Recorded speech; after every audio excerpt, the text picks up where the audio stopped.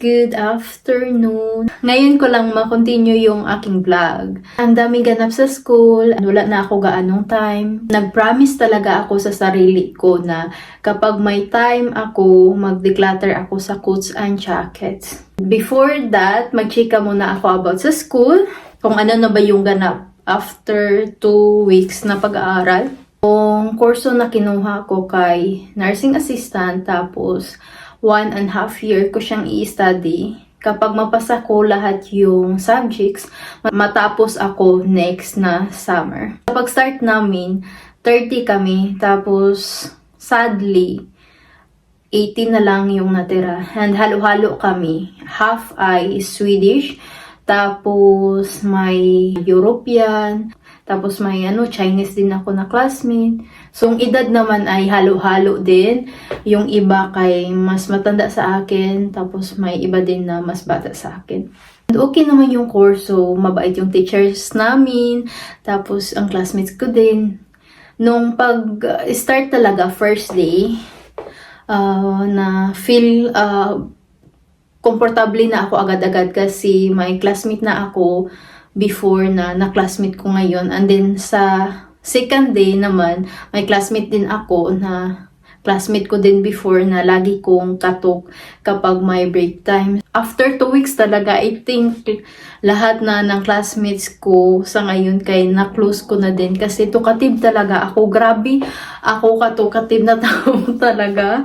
Enjoy naman ako and hindi na ako stress and interesado din ako sa kursong ito. 5 yung subjects ko, tapos everyday iba-iba yung subject. And mag-start ako sa school 8:30, pero kailangan ko nang lumakad 7:40 AM kay dalawa yung bus na sasakyan ko and kailangan ko ng time sa pag-change. Kaya need na mas early. Mag-declutter na tayo sa aking coats and jackets. Yung feeling ko talaga na hindi ko na magagamit sa future and hindi ko na color yung gusto ko.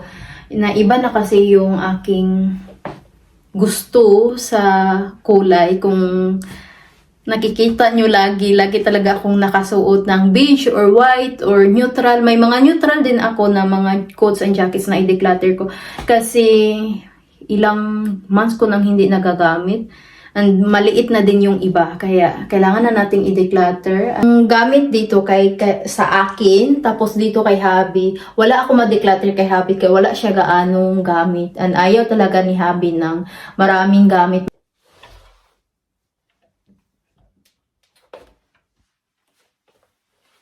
Ito yung isa sa i-declutter ko. Kaya hindi ko na nasuot mga ilang months na or years na ba siguro. Kasi ito, same lang kasi sila. Ito yung i-declutter natin. Kaya nagamit ko man ito mga ilang beses last year.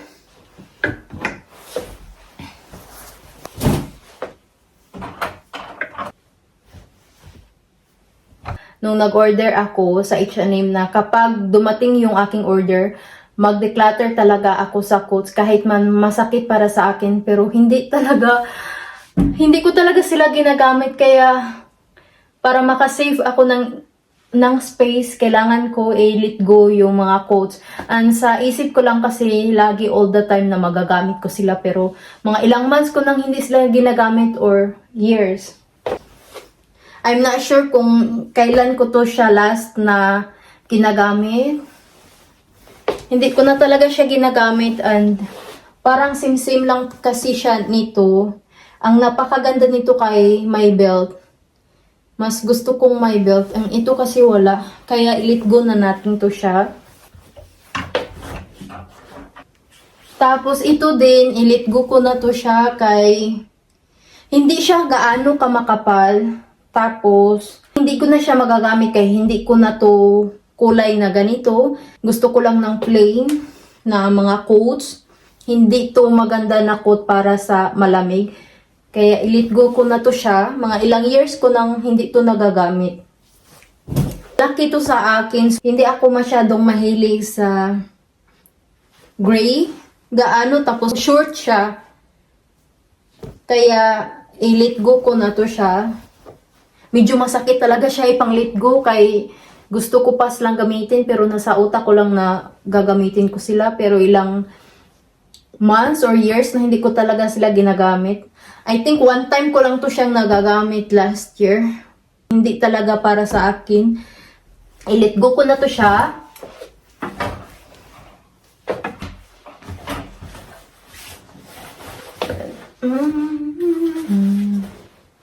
Yun lang yung i-declutter natin ng mga quotes sa winter na season. So, ipakita ko sa inyo kung ano yung na-save ko lang and gusto kong gagamitin. Sa ngayon kasi alam ko na talaga yung style ko, alam ko na yung kulay ko, hindi na yung iba-iba. Mga ilang years na talaga akong mahilig sa beige. And then alam ko na ngayon yung style ko ang lagi kong gamit. Especially last year talaga, kaya lagi akong nasa labas. May mga, depende kasi yung mga quotes ko talaga guys. Ngayon lang ako mag-explain sa inyo. Kaya I think yung mga kadalasan kong mga vlogs, baka hindi ako masyadong nag-talk about sa mga gamit ko, mga ganun. Para maiba lang naman. Para may idea din kayo kapag pupunta kayo dito sa Europe. So ito, kadalasan na ginagamit ko to siya kapag nag-laundry ako. Kay madali lang talaga siyang isuot. Tapos iganyan ko lang. Kay kailangan kasi namin na pumunta sa ibang area na para maglaba. And then ilagay mo dito yung susi. Tapos also ginagamit ko din tong coat kay para mag-grocery ako kay pag pupunta ako sa Willis na tindahan, may scanner, so ilagay ko yung scanner or kapag lalakad-lakad ako, mag-walking-walking ako, yung phone ko, ilagay ko dito, tapos mga susi, mga ganun. Ang dali nitong gagamitin. So ito yung kadalasan kong ginagamit na coat kapag nag-laundry, nag-grocery, tapos nag-walking-walking.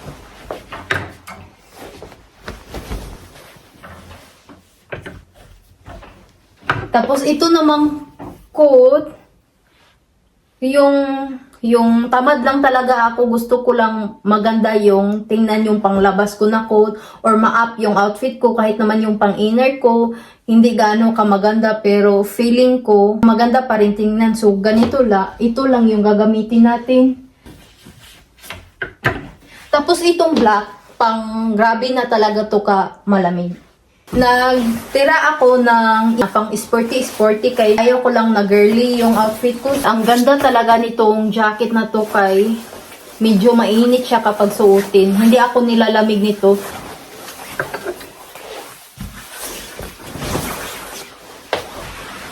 Medyo maluwag ng yung ating lagayan.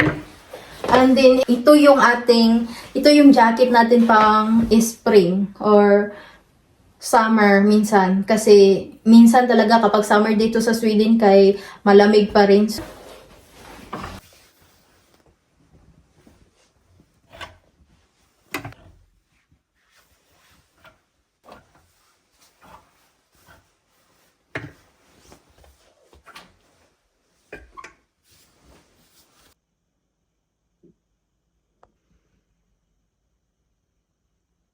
Ito na yung mga na-declutter natin. 1, 2, 3, 4. Ito lang pala yung na-declutter natin guys. Nakala ko ang dami na. Space na yung ating lagayan ng coats and jackets. Iba yung feeling na kapag nag-declutter na kay may space na, and yung focus ko talaga next month, February, yung gusto ko kay mag-declutter pa ako. Nitong month na January, ang daming pumapasok na mga bagong gamit sa bahay namin. And then yung iba kasi hindi na ginagamit. Yun ang ating vlog, guys. I hope na nag-enjoy kayo and mag-take good care kayo sa inyong sarili. I love you so much, guys. Bye-bye.